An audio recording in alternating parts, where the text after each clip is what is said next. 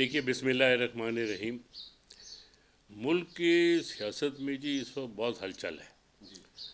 और हलचल इसलिए है कि एक तरफ से आवाम का प्रेशर है। आवाम का प्रेशर इसलिए है कि जी महंगाई जो है वो एक रिकॉर्ड लेवल पे है।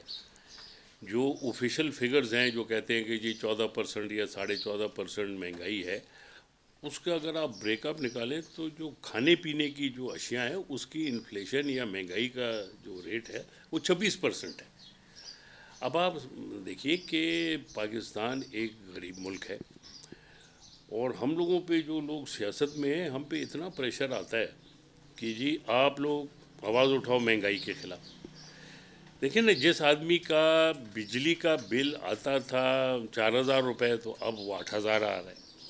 जिसका गैस का बिल 400 रुपये आता था तो उसके गैस का बिल अब 1,200 रुपये आ रहा है। तो लोगों का गुजारा नहीं हो पा रहा। इसलिए ये सियासत में भी हलचल इतनी ज़्यादा है कि हम देख रहे हैं कि हुकूमत, ये नहीं मैं कह रहा हूँ कि कोई डिसऑनेस्ट है, बिल्कुल नहीं है। इमरान खान जो है उसकी ऑनेस्टी के ऊपर किसी को शक व मतलब शुबहत नीयत नहीं। अच्छी है उसकी। देखिए, नीयत अच्छी होना और डिलीवर ना करने में फिर फ़र्क है। मैं समझता हूँ कि उनके पास बड़ी कमज़ोर टीम है और उनकी टीम बार बार उनको लेट डाउन करती है। फॉर एग्ज़ाम्पल, ये लीगल टीम उठा के देख लें। अब ये खामखा का क्राइसिस बन गया ना जी। पहला क्राइसिस इन्होंने बनाया वो यही जो फ़रोग नसीम साहब है, इन्होंने एक दिन इंटरव्यू दिया कि जी कराची में हम फेडरल रूल लगाने वाले। क्या बजाय ज़रूरत थी कहने की कि जी जब फेडरेशन से क्लियर नहीं हुई ये बात। एक यहाँ पे लोग शुरू हो गए कि जी ये कराची को अलहदा करने लगे हैं, ये हाँ, करने लगे, वो खामखा इशू बन गए। एक इशू खड़ा कर दिया है जी। उसके बाद भी आप देखिए कि आर्मी चीफ की जो अपॉइंटमेंट है, कईयों को एक्सटेंशन मिली है, एक नॉर्मल चीज़ है। हाँ, इस बार एक तमाशा बन गया क्योंकि किसने एडवाइस किया प्राइम मिनिस्टर को कि आप अपने दस्तखत से रिलीज़ कर दें प्रेस को। भाई जब आपकी अथॉरिटी नहीं है तो ये मतलब है, ये फेलियर तो लीगल टीम का है ना जी। हाँ, फिर ये जस्टिस फैज़ ईसा वाले केस में आप देखें क्या तमाशा हुआ है। अटॉर्नी जनरल साहब जो है वो फरमा रहे हैं कि जी मुझे ये सब डिस्कस हुआ था, ये सब ऑन बोर्ड है। वो कह रहे हैं कि जी हमें कुछ नहीं पता। तो देखें ना, इसलिए इससे पता लगता है कि जी एक तो इनकी लीगल टीम बेकार है। दूसरे मैं समझता हूँ कि जी ये इकोनॉमिक टीम जो है इसमें भी बहुत डेफिशिएंसीज हैं। अभी मेरा कोई ज़ाती इख्तलाफ नहीं है, पर मैं समझता हूँ कि गवर्नर स्टेट बैंक एक मजा हुआ आदमी होना चाहिए। सही। आप इजिप्ट से एक आदमी को उठा के ले आए जो सारी उम्र इधर रही नहीं है और एक बच्चे को आपने लगा दिए, 40 साल के बच्चे को लगा दिए स्टेट बैंक का गवर्नर। तो इस तरह काम इसलिए नहीं चल रहे।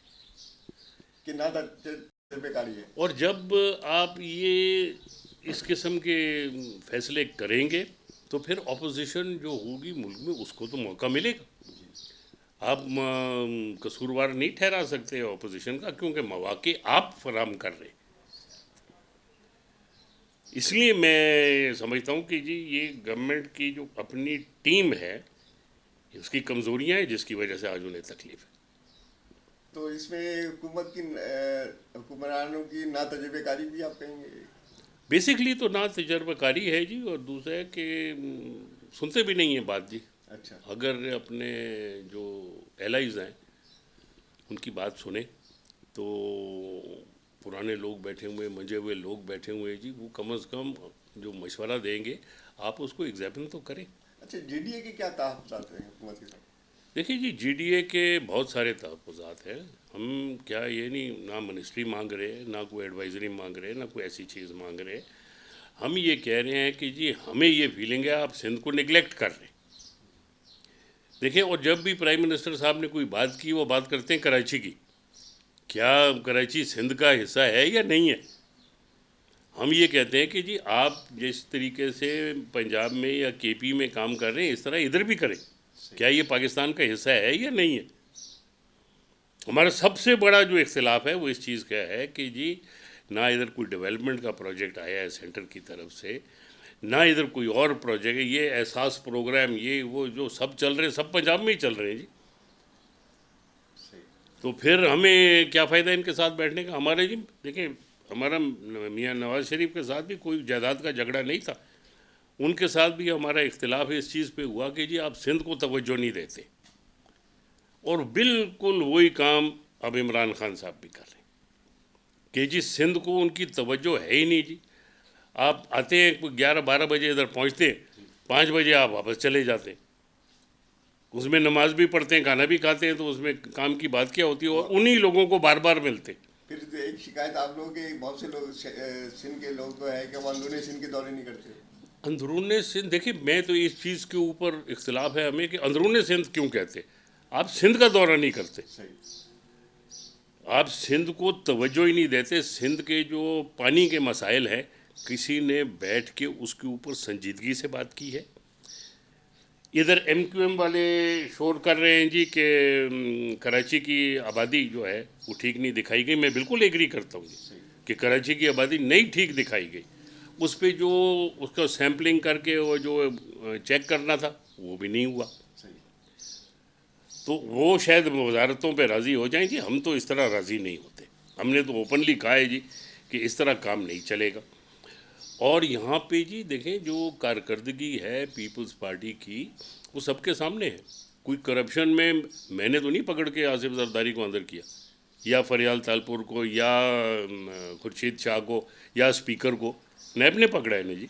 हमारे कहने या ना कहने से तो कोई फ़र्क नहीं पड़ता। तो यहाँ की कारकर्दगी के ऊपर भी कोई नज़र तो रखें कि ये बाजी अब खुली छूट दे दी, जब जिसको सूट करे वो वैसे चलाए।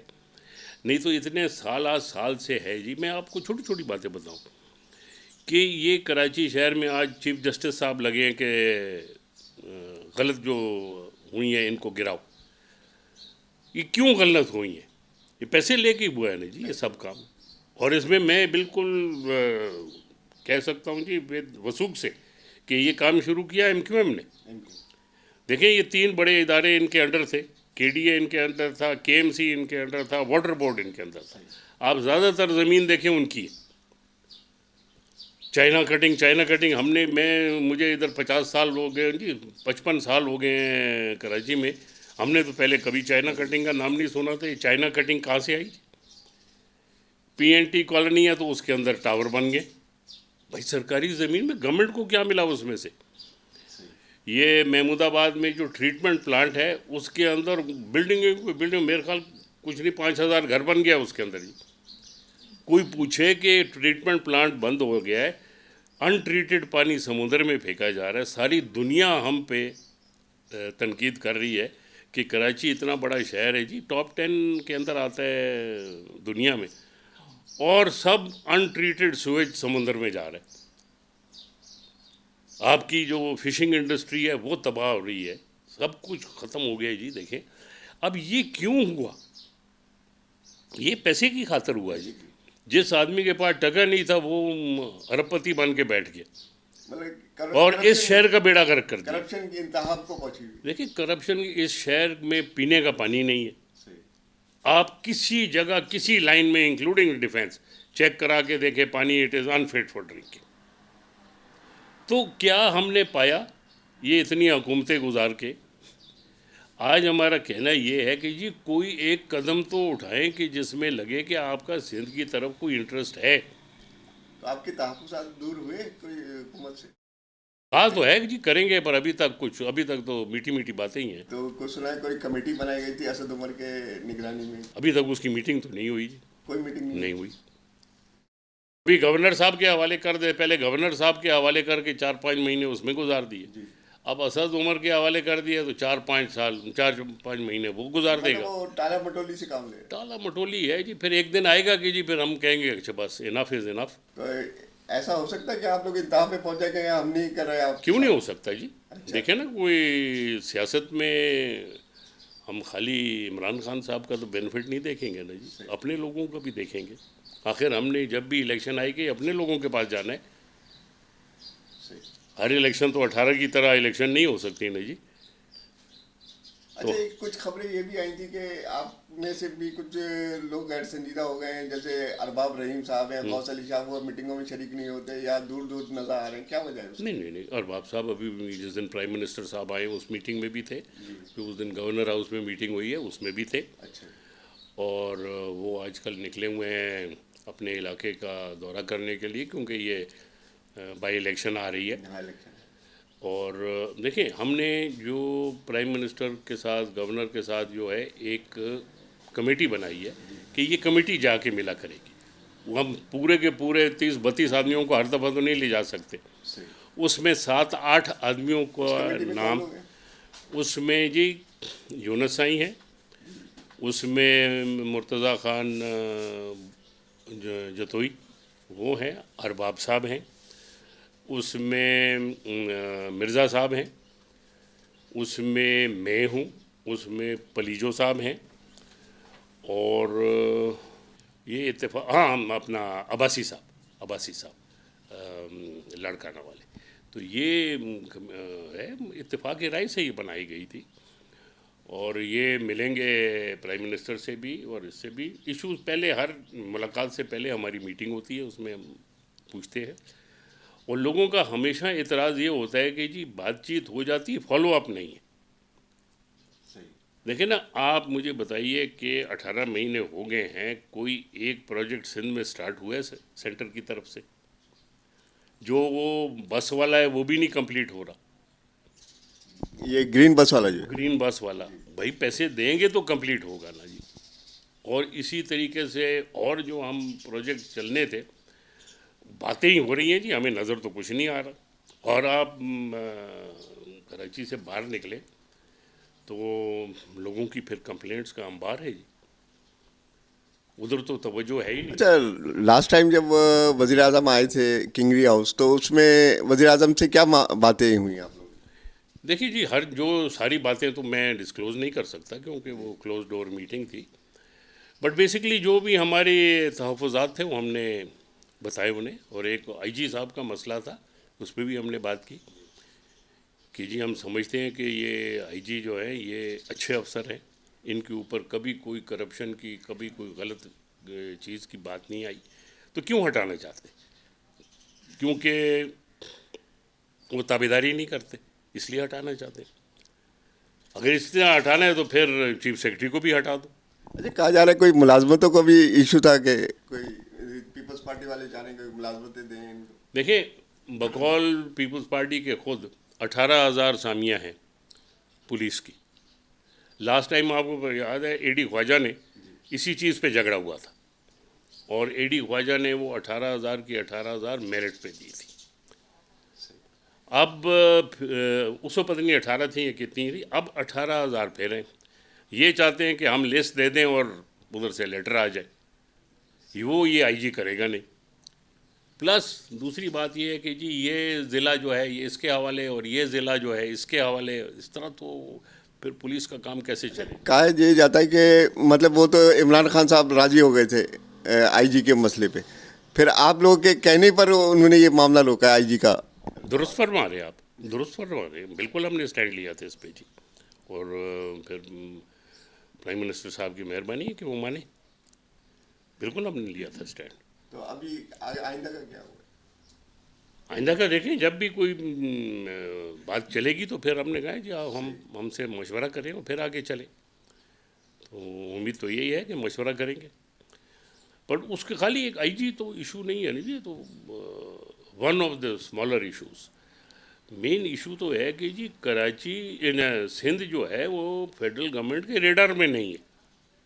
कुछ तो करें सिंध के लिए।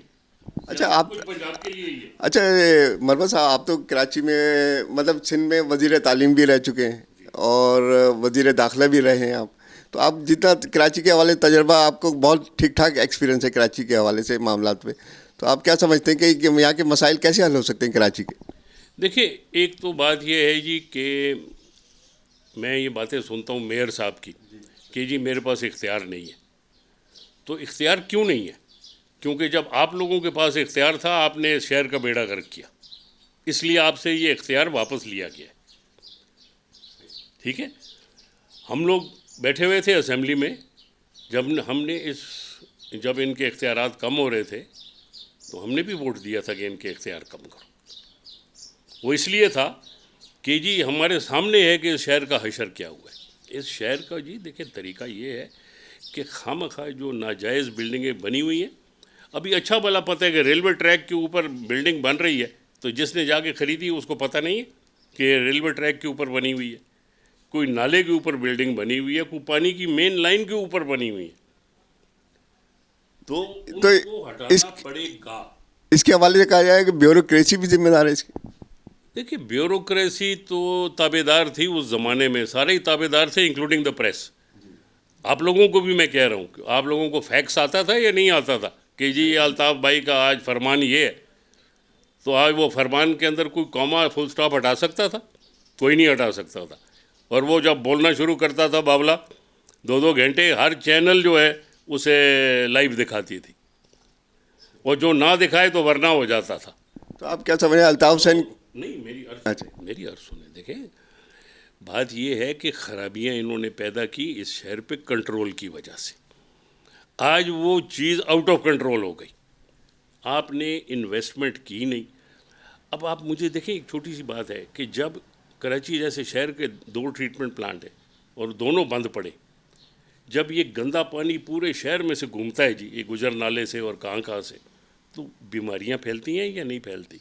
आप जगह जगह देखें, पानी की पाइपलाइन जो है, ये कुरंगी से आप आते हुए देखें, जो मेन पाइपलाइन पानी की ला रही है वो लोहे की है, वो गटर के पानी के अंदर से आ रही है और उसके अंदर लीकेजेस है, तो गंदा पानी तो लोग पिएंगे ना जी। इसमें बैठ के जी प्रायोरिटी मुकर्रर करनी है जी कि कराची की क्या प्रायोरिटी है, नंबर 1 क्या है। नंबर 1 क्या पीने का पानी है या रोडें हैं? रोड बनाना सबसे आसान काम है, क्यों जल्दी बन जाती है, अच्छी अच्छी तस्वीरें खिंच जाती हैं, बोले जी कमाल हो गया, अंडरपास बन गया, ओवरपास बन गया, ये बन गया, वो बन गया, ये तो आसान काम है। कराची की जी मेन प्रॉब्लम है कि जी कराची को हाइजीन, साफ़ पानी दे, सैनिटेशन का सही बंदोबस्त हो, डिस्पोजल ऑफ वेस्ट, और ये ट्रीटमेंट प्लांट्स जो हैं ये चलाए जाए, मज़ीद लगाए जाए। कचरा जो है ये इसके डिस्पोजल का सही बंदोबस्त हो। कितनी दफ़ा जी पहले फेडरल गवर्नमेंट ने कहा जी हम कचरा उठाएंगे, क्या हुआ? क्या उठा कचरा जी? 4 दिन उठा और सड़कों के किनारे फेंक दिया या पार्कों के अंदर फेंक दिया और चले गए। अली जैदी साहब इंचार्ज थे ना। उसके बाद सिंध हुकूमत की तरफ से कहा गया, हुकूमत से तो क्या हुआ जी? आप चले मेरे साथ, मैं आपको चल के दिखाता हूँ, कुछ सफाई हो गई है। 4-6 मेन रोडें अगर आपने साफ़ कर दी, शाहराह फैसल हर एक को दिखा देते हैं कि साफ़ है, तो ज़रा शाहराह फैसल से लेफ़्ट राइट भी अंदर जाओ तो पता लग जाएगा शहर कितना साफ़ है। वो भी ख़त्म हो गई मुहिम। अब तो नहीं नज़र आ रहे ना चीफ मिनिस्टर साहब, पहले झाड़ू लेके 2 दिन फिरे थे, वो भी ख़त्म हो गई। इसका प्रॉपर जो एक सिस्टम था सैनिटेशन का, उसको बहाल किया जाए, उसको सही किया जाए। अगर आज से 50 साल पुराना सिस्टम आज नहीं चल सकता, तो हर दुनिया में उन्होंने 50 साल के पुराने सिस्टम को अपग्रेड किया। ये अभी ये बाहर गाड़ी जा रही है ना, ये कचरे वाली है जिसका ये सायरन है। अगर ये डिफेंस में हो सकती है तो महमूदाबाद में क्यों नहीं हो सकती, नाज़माबाद में क्यों नहीं हो सकती? ये सायरन इसलिए बजता है जी कि अपना कचरा ला के गाड़ी में डाल दो। सर, इसमें से देखा जाए तो जो यहाँ की लोकल गवर्नमेंट है, ये सारा उसका किया है। देखिए, गन तो इन्होंने किया, खराबी इन्होंने की, अब कहते हैं हमें इख्तियार वापस दो कि हम ठीक करें। इन पे कौन इतबार करे? पहले तो आप जो चाइना कटिंग की हुई है, ये देखें, ये जो ट्रीटमेंट प्लांट की ज़मीन है ये किसने अलॉट की? ये अलॉट की वो जो मुस्तफ़ा कमाल, ठीक है, हाई कोर्ट का स्टे ऑर्डर आया, इन्होंने फाड़ के फेंक दिया जी, इतनी उस वक्त गौर में थे। हालांकि नाजिम के पास ये अथॉरिटी नहीं है कि आप लैंड यूज़ चेंज कर सकें। देखें ना, अब सुप्रीम कोर्ट ने कहा है कि जिस महकमे की ज़मीन है उधर ही रहेगी। रेलवे की ज़मीन आप खाली करा रहे हैं ना जी, तो वाटर बोर्ड की भी खाली होगी, वो वाटर बोर्ड के यूज़ के लिए है। देखिए, उसका नाम खाली वाटर बोर्ड नहीं है, it is water and sewerage board. उसने सीवरेज का भी साथ बंदोबस्त करना है। सफाई उनका काम नहीं है, बट सीवरेज के हद तक वो उनका काम है। वो काम उधर दुनिया जान उन्होंने भर दी, जब उनके पास हुकूमत थी, 1000 आदमी भर दिया जो काम करता नहीं है।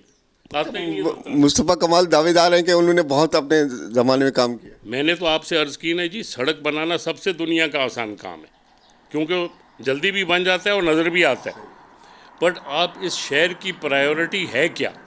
मेरे हिसाब से नंबर 1 प्रायोरिटी इसकी है साफ़ पीने का पानी। सेकंड प्रायोरिटी इसकी ये है कि जी सीवरेज का बंदोबस्त किया जाए, क्योंकि बीमारियां फैलती हैं। आज आप देखें रिपोर्ट जो है कि 22,000 बच्चा कराची में सालाना मरता है। पोल्यूशन की वजह ये पोल्यूशन नहीं जी, आलूदगी, गंदा पानी, ये वो इन्फेक्शन गंदगी की वजह से। अब सेकंड मेरे हिसाब से प्रायोरिटी वो होनी चाहिए। थर्ड प्रायोरिटी होनी चाहिए जी हेल्थ। हमारे अस्पतालों का हाल क्या है जी? देखिए ना, मैं और आप इधर बैठ के जितनी मर्जी अच्छी बात कर ले, आप जाए सवाई जिना के, जिसकी कैजुअल्टी जो है वो प्राइवेटली चलाई जाती है। आपको भी पता है, मुझे भी पता है। वो इसलिए ठीक चलती, नहीं तो पहले उसका क्या हाल था, उसमें दवाई मिलती थी। आज उसमें दवाई भी मिलती है, उसकी एयर कंडीशनिंग भी काम करती है, because it is privately funded. ये तो पेशेंट्स एड फाउंडेशन है, अल्लाह इनको खुश रखे, ये सारा काम इनका है। नहीं तो गवर्नमेंट जिस अस्पताल को चला रही है उसका आप जाके ज़रा हाल देख लेना। आप सिविल में चले जाएं, देखें क्या हाल है। उसके अलावा जी सारी आबादी तो के 2 अस्पतालों में तो नहीं आती ना। सर, अभी शेख रशीद साहब ने इसके लिए रेलवे ट्रैक के लिए बात करी थी ना, तो उसके लिए उन्होंने हाथ उठा लिए कि ये हो नहीं सकता, क्योंकि इतना बड़ा माफिया इसमें घुस चुका है कि रेलवे ट्रैक के ऊपर रोड बना दी, उन्होंने बिल्डिंगें बना दी। देखिए मेरी अर्ज़ सुने, शेख रशीद साहब को बातें करने का शौक़ ज़्यादा है और काम करने का कम है। मैं इन्हें पुराना जानता हूँ। अगर ये नहीं कर सकते तो मिनिस्ट्री से इस्तीफ़ा दे दें, किसी ऐसे आदमी को दें जो कर सकता है। शहर हमारा है, शेख रशीद का नहीं है। तो आपने प्राइम मिनिस्टर से मुतालबा करा है शेख रशीद साहब पे? ये तो इन्होंने अब बयान दिया है ना जी, आप आने दें प्राइम मिनिस्टर साहब, जब भी आएंगे हम कहेंगे कि देखिए पिंडी के लिए तो वो रोज़ शोर करता है, क्योंकि पिंडी का रहने वाला है।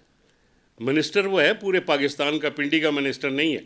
अगर कराची के मामलात से हाथ उठा लिए तो मिनिस्ट्री से हाथ उठाए, इसको कोई प्रोविंशियल मिनिस्टर बना दें कि ये पिंडी का ख्याल करे, या मेयर बना दें पिंडी का। तो हालिया भी जो खान साहब का दौरा आएगा तो उसमें आप क्यों नहीं कहेंगे जी, 100 दफ़ा कहेंगे। देखिए एक आदमी को जो उसका काम है, अगर वो कहता है मैं नहीं कर सकता तो इस्तीफ़ा दे देना। क्या अटॉर्नी जनरल ने इस्तीफ़ा दिया या नहीं दिया? तो शेख रशीद क्यों नहीं दे सकता? अच्छा सर, ये जो ग्रीन लाइन का मनसूबा आप कह रहे थे कि उस पर क्यों नहीं अभी तक वफा हो रहा, उस पर सुप्रीम कोर्ट का भी नोटिस आया कि इसको क्यों नहीं तकमील तक पहुंचाया, लेकिन खान साहब कहते हैं कि इसमें इतनी करप्शन हो चुकी है, पहले उसका हिसाब दिया जाए। यार देखिए, ये करप्शन का रोना रोते रहेंगे ना और प्रोजेक्ट रोक देंगे तो फ़ायदा क्या होगा? भाई आप मत आइंदा ना करप्शन होने देना, पुरानी वाली को पकड़े, इसका कोई रेफरेंस बनाए, कोई इन्वेस्टिगेशन हुई है। मुंह से कह देना, मैं आपको कह दूं आप करप्ट है, आप मुझे कह दें मैं करप्ट, हम करप्ट हो जाएंगे? इसका मतलब है काम रोक दो। पंजाब में क्यों नहीं काम रोकते? उधर तो सड़कों के भी इफ्तिताह हो रहे हैं और उधर तो इस चीज़ का भी और उस चीज़ का भी, एहसास भी चल रहा है, तो कार्ड भी चल रहा है, वो सब कुछ हो रहा है। एक सिंधी रह गया सोतेला भाई। सर, अभी जो हालिया दौरा हुआ उनका तो सैयद तुर्कमेनिस्तान का, किसका? हाँ, तुर्की, उनसे क्या एक्सपेक्टेशन है, क्या आगे? देखिए वो पाकिस्तान के बहुत सिंसियर फ्रेंड है। Turkey as a country sincere friend है। एंड अर्दोगान साहब जो हैं जी, उनको स्पेशल मेरे ख्याल कॉर्नर है उनके दिल में पाकिस्तान के लिए। और वो इतनी बड़ी डेलीगेशन लेके आए और करे, मैं समझता हूँ कि जी उनकी जो सोच है, देखिए उन्होंने टर्की को कहाँ से कहाँ पहुँचाया और वो चाहते हैं कि पाकिस्तान भी उसी तरीके से तरक्की करे। क्योंकि ये 2 मुस्लिम लीडर्स जो हैं, इन्होंने अपने मुल्क के लिए जी रेवोल्यूशनरी काम किया है, एक टर्की में जी और एक मलेशिया में, डॉक्टर महातिर ने। वो भी पाकिस्तान के सिंसियर दोस्त हैं। देखिए इंडिया ने, जब उन्होंने इंडिया को क्रिटिसाइज़ किया, इंडिया ने पाम ऑयल ख़रीदना उनसे बंद कर दिया। उन्होंने कहा कोई बात नहीं, पर मैं अपने स्टैंड से नहीं हटूंगा। लेकिन ये कि सऊदी अरब से तो ताल्लुकात मुतासिर हो रहे हैं फिर। भाईजान, हमें अपना ख्याल करना है या हमें औरों का ख्याल करना है? मेरी अर्ज़ सुने जी, देखें यरगमाल हम खुद बनते हैं। हमने अमेरिका की लड़ाई कितने साल लड़ी है? लड़ी है या नहीं लड़ी है? अब सऊदीया की लड़ाई नहीं, तो हमें क्या मिला उसमें? हमें हेरोइन का कल्चर मिला, हमें कलाशनिकोव का कल्चर मिला, हमें तालिबान मिले, हमें जैश मोहम्मद मिला, हमें जैश तैयबा, पता नहीं क्या क्या, मुझे तो नाम भी नहीं आते, ये मिले। कम अज़ कम मेरे ख्याल से 1,00,000 आदमी हमारा मरा। कई लाख डिस्प्लेस हुए जो अभी तक वापस रिप्लेस नहीं हो सके। ठीक है जी, हमें ये तोहफा मिला ना। आज ये हमें हर रोज़ हम बोला पाकिस्तान के ऊपर हम सैंक्शंस लगा रहे हैं कि हकानी नेटवर्क को बंद करो। आज वो हकानी का न्यूयॉर्क टाइम्स में आर्टिकल पब्लिश हुआ, अब वो अच्छा हो गया। सो ये किसी और की लड़ाई हमारा काम नहीं है। हम अपनी लड़ाई ये है, हमारी एक बहुत बड़ी लड़ाई है कश्मीर की, हम उस पर लड़ रहे हैं। सर ऐसा क्यों लगता है जैसे हम अमेरिका से इज्जत की बात करते हैं कि अब इज्जत की बात होनी चाहिए? यार क्यों, ये अब छोड़ो, लंबी बात है, ये सऊदीया लंबी से- बात है। सर हम सऊदीया से भी ये बात क्यों नहीं करते? हमें लग रहा है अब सऊदीया के हम गुलाम बनते जा रहे हैं। खाली वो सऊदीया के पीछे जो खड़े उनके गुलाम बन रहे, फिर भी पता चला हुआ कि जब तुर्की के सदर आए यहाँ पर तो सऊदी अरब ने बांग्लादेश की एक बड़ी एड देने का ऐलान कर दिया। तो ठीक है, दें जी उन्हें। देखिए, अगर हम सारी उम्र इस चक्कर में रहेंगे कि जी वो खफा हो जाएगा तो वो खफा हो जाएगा, तो फिर हम ये जो कशकोल लेके सारी उम्र फिरते रहेंगे। अच्छा, वो चाहते हैं कि हम इस लेवल पे रहें कि हमारे हाथ में कशकोल हो और उनके हाथ में डंडा हो। यानी हमारा अपना सगा भाई एक तरीके का, वो भी हमें कशकोल में मजबूर कर रहा है। तो देखिए जी, उनको हम अच्छे लगते हैं जब हमारे हाथ में कशकोल हो। अच्छा, अमन व अमान के हवाले से बताएंगे आज, क्योंकि आप वजीर दाखिला भी रहे जी। हैं, तो बताएंगे कि अमन कायम हो चुका है जैसे दावे हो रहे हैं? देखिए, ब्रॉडली जो तालिबान और ये टेररिस्ट खासकर एक्टिविटी कराची थी, की बात। कराची की बात कर रहा हूँ, जो टेररिस्ट एक्टिविटी थी, दहशतगर्दी, उसमें डेफिनेटली कमी हुई है। ये रोज़ दिन बम फटते थे, ये होता था, शुक्र अल्हम्दुलिल्लाह उसमें नुमायाँ फ़र्क आया, नुमायाँ। बाकी रह गए पीछे जी स्ट्रीट क्राइम। स्ट्रीट क्राइम हमेशा आप देखेंगे कि जब लोगों की ज़िंदगी मुश्किल होती जाती है तो स्ट्रीट क्राइम बढ़ता है। जिसके घर में उसके बच्चे भूखे मर रहे होंगे ना, वो निकलेगा, भले वो अंदर हो या कुछ हो, उसने कहीं ना कहीं से तो पैदा करना है। ये बातें मैं कई दफ़ा कह चुका हूँ, लोगों को ये मेरी बात पसंद नहीं आती, पर किसी को पसंद आए या नहीं आए, गुर्बत और बेरोज़गारी और स्ट्रीट क्राइम का डायरेक्ट कनेक्शन है। देखिए, इस वक्त हमारी 60% जो आबादी है वो 35 साल से कम है, और मुलाजमत के जो मौक़े हैं वो कम होते जा रहे हैं, बढ़ नहीं रहे। वो इसलिए कि जी कारोबार ख़राब है। जिस फैक्ट्री में 1000 आदमी काम करता था वो अब 500 पे उतर आया, क्यों? उसका माल नहीं बिक रहा। अब ये जो रियल एस्टेट का कितना बड़ा काम है, पूरी दुनिया में बड़ा काम है। ये डिफेंस आप इलाका देखें, जहाँ जाएँ रियल एस्टेट की दफ्तर खोले हुए हैं। अब हम पूछे कि कारोबार क्यों, किधर है? बंद होते जा रहे, लोगों को वो जो दफ्तर का किराया नहीं दे सकते। जब बेरोजगारी होगी तो जराइम बढ़ेंगे। इसी तरह गाड़ियों का कारोबार है, एक एक शोरूम में 20-20 आदमी काम करता था, अब गाड़ी नहीं बिकती तो उन्होंने स्टाफ को ले आए हैं 2 पे। सर जीडीए ने इस पे क्या अपना कोई बनाया प्लान के कैसे कराची को ये स्ट्रीट क्राइम से निजात मिले या सिंध को? देखिए, हम तो हर बात ये आपकी क्या पॉइंट, तजवीज़ है? देखिए हमारे तो ये मैंने आपको ये जो बात कही है, यही हमारा स्टैंस है कि जब तक आप इकोनॉमिक डेवलपमेंट नहीं करेंगे तो ये गुर्बत बढ़ेगी। आप मुझे ये बताएं, अल्लाह ना करे आपके घर में आपके माँ बाप और आपके बच्चे भूखे होंगे, आप डेस्परेट होंगे या नहीं होंगे? हर आदमी डेस्परेट होगा जी। कौन देख सकता है कि उसके बच्चे भूखे मर रहे हैं, या आपके पास दवा के पैसे नहीं है, तो फिर वो इधर उधर हाथ मारते। फिर उसके बाद कुछ लोग आदत हो जाती है इजी पैसा कमाने की। किसी ने ये देखा है जी, इस मुल्क में इतनी उस दिन ये अफ़गानिस्तान के रेफ्यूजीज़ का दिन था, किसी ने ये बात नहीं की कि जी ये जो इन्होंने पाकिस्तान में आके बैठ गए और जिन्होंने शनाख्ती कार्ड बना लिए, इनका क्या होगा? इन्होंने पूरे पूरे कारोबार टेक ओवर कर लिए। ये जितने कपड़े की मार्केट्स हैं कराची में, ये क्या अफ़गानियों के हाथ में हैं या नहीं है? ट्रांसपोर्ट भी नहीं, देखें, एक कंटेनर इंपोर्ट होता है और 25 कंटेनर स्मगल होते। इनमें से इनकम टैक्स कितने देते? तभी तो ये शोर करते हैं। जब वो शबर जैदी ने इनके पीछे आया कि जी सब लोग टैक्स दो, क्या टैक्स खाली मैं और आप देंगे? तो ये स्मगलिंग के ऊपर, ये जितना टायर का कारोबार चल रहा है आज पाकिस्तान में, एक उन्होंने बाहर सजाए हुए होते हैं वो अपने टायर, वो जो इंपोर्ट किए हुए पैसे गोदाम भरे हुए हैं स्मगल टायर से। आखिर ये स्मगलिंग होती है, ये हमारी जो जितने भी एजेंसीज हैं जो देखती हैं बॉर्डर्स को, उनको नज़र नहीं आती? क्या उनको देखे बगैर माल आता है? इसमें आपका कहना ये है कि डायरेक्टली एंड इनडायरेक्टली इन्वॉल्वमेंट है। देखिए इसमें कस्टम वालों की भी है, इसमें सब की है।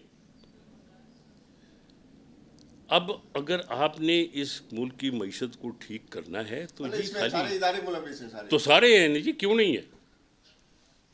क्यों नहीं है?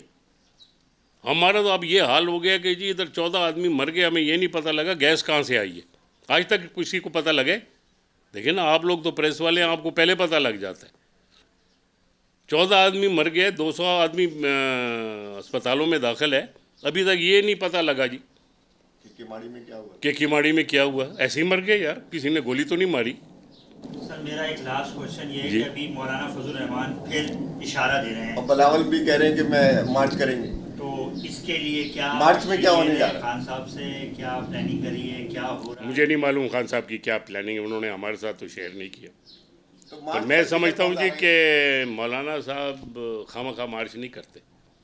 बस मेरा इतना ही कमेंट है। अच्छा, बिलावल जो कह रहे हैं मार्च करेंगे। कर ले जी, वो भी शौक पूरा कर ले।